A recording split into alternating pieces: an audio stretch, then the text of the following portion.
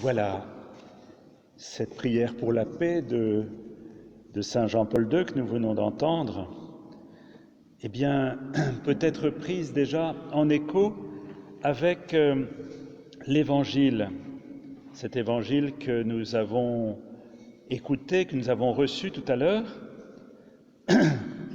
et qui nous parle d'un traquenard que les pharisiens et les hérodiens ont essayé de tendre à Jésus.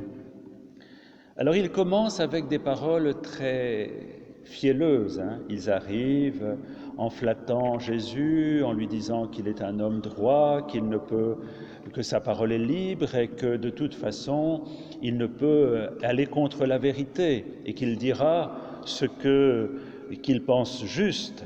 C'est une manière, cette flatterie, d'obliger Jésus à rentrer dans leur vue, et leur vue, eh bien, c'est de le faire tomber. Jésus est perçu par les pharisiens en particulier comme une menace. Il y a beaucoup de gens qui suivent Jésus et ils en prennent ombrage. Il y a une forme de jalousie pour la montée du Seigneur qui est en train de prendre une place dans beaucoup de cœurs. Alors, ces hommes eh bien, s'approchent de lui et essaient de le faire tomber dans un piège. Et ils veulent le faire tomber dans un piège en lui posant une question qui est une question fermée. Vous savez, il y a des questions ouvertes auxquelles on peut répondre en donnant une ouverture, en développant un argument, mais là, cette question, ils pensent l'avoir tellement fermée que Jésus va forcément tomber d'un côté ou de l'autre. Voilà. Il demande à Jésus, eh bien, est-ce qu'il faut payer l'impôt à César? Alors, vous direz, en quoi est-ce que c'est une question fermée? C'est une question fermée parce que si Jésus répond oui, il est piégé. S'il répond non, il est piégé. Voilà. Si Jésus répond oui, bien vous savez, on attendait du Messie, celui qui allait venir, la libération de toute oppression. Et dans l'an 6, de notre ère, il y avait un homme qui avait entraîné des zélotes, des gens qui voulaient libérer Israël, et il avait dit, la première chose à faire, si nous voulons recevoir le Messie, eh bien, c'est de ne plus payer l'impôt. Vous voyez, pour recevoir le Messie qui va nous libérer, il ne faut plus payer l'impôt. Donc, pour ceux qui pensent vraiment qu'il y aura une libération politique immédiate avec le Messie, dire de payer l'impôt, c'est être un traître. Donc, si Jésus dit oui, payez l'impôt, eh bien, il se coince par rapport, je dirais, à tous ceux qui attendent une libération. Et si Jésus dit « ne payez pas l'impôt », ben vous savez ce qui se passe. Il passe pour un agitateur qu'il faut enfermer et qu'il faut condamner de la part de ceux qui sont au pouvoir. Il répond « oui », c'est un traître. Il répond « non », c'est un agitateur. Donc de toute façon, il est coincé. Alors comment Jésus peut se sortir de ce piège? Eh bien, comme dans beaucoup d'épisodes de l'Évangile, Jésus va se sortir de ce piège par le haut. Il se sort de ce piège en leur disant « Eh bien, montrez-moi une de ces pièces ». Alors, il faut savoir qu'il y avait deux monnaies en Israël à ce moment-là. Il y avait une monnaie qui était une monnaie sans effigie, qui servait pour le commerce habituel. Oh, si vous voulez me donner ceci, j'en ai pas forcément besoin, mais ça n'a rien à faire par terre. Il y avait une monnaie habituelle, donc, qui servait pour le commerce, et puis une autre monnaie qui était avec l'effigie de l'empereur, de César, et qui était exclusivement pour payer l'impôt. Donc, quand on avait cette monnaie, c'est qu'on payait l'impôt, puisqu'elle ne servait qu'à ça. Puisque, comme on savait que pour les Juifs, il ne fallait pas avoir d'effigie, puisque c'était contre l'image il ne fallait pas représenter une effigie, on avait créé une monnaie spéciale sans effigie. Donc, quand Jésus dit « bien, donnez-moi une de ces monnaies », celui qui en sort de sa poche, c'est qu'il paye l'impôt. Sinon, il n'aurait pas cette monnaie. Donc, vous voyez, il va tout à fait dévoiler l'hypocrisie de ces gens, rien qu'en leur faisant sortir la monnaie avec laquelle ils paient l'impôt. Et effectivement, les pharisiens n'étaient pas pour une lutte armée, ils étaient pour développer la foi d'Israël et s'arranger avec César et avec ses représentants. Donc, avec cette question, où ils pensent coincer Jésus, c'est eux-mêmes qu'ils coincent, puisque eux-mêmes, si vous voulez, sont du côté du oui, il faut payer l'impôt. Alors ça, c'est une manière de les dénoncer dans leur hypocrisie. Mais Jésus va au-delà.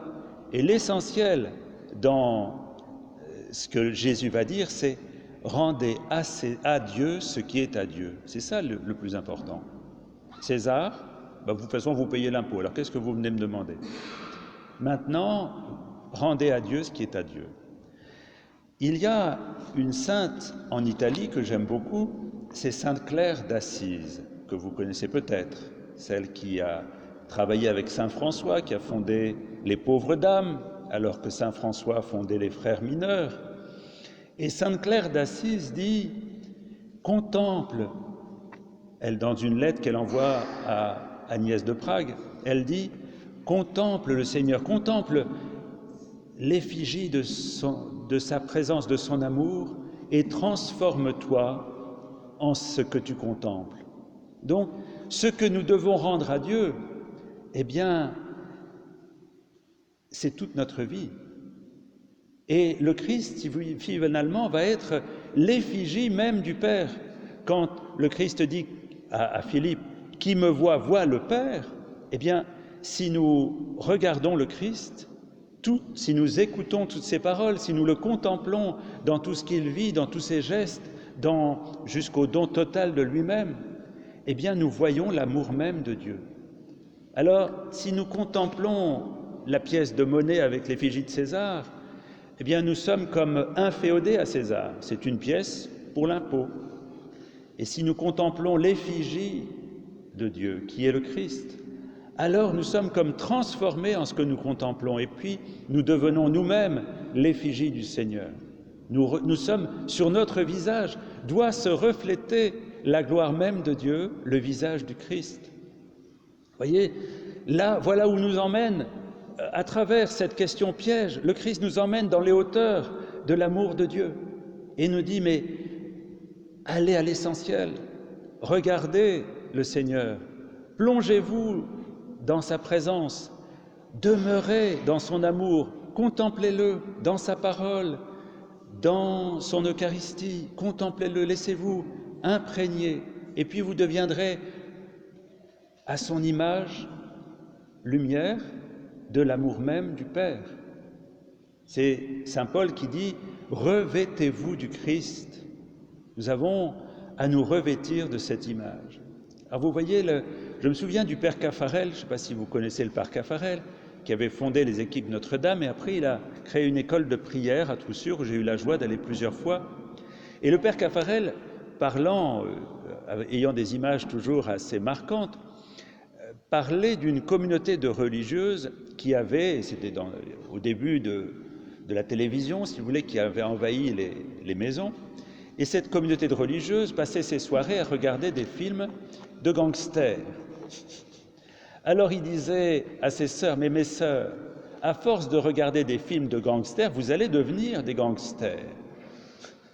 Ce que nous contemplons se reflète sur nous. Vous voyez, si nous passons notre temps sur notre smartphone ou sur Internet à regarder des bêtises, eh bien, nous sommes transformés en ce que nous regardons et nous devenons extrêmement superficiels, voire nous perdons complètement.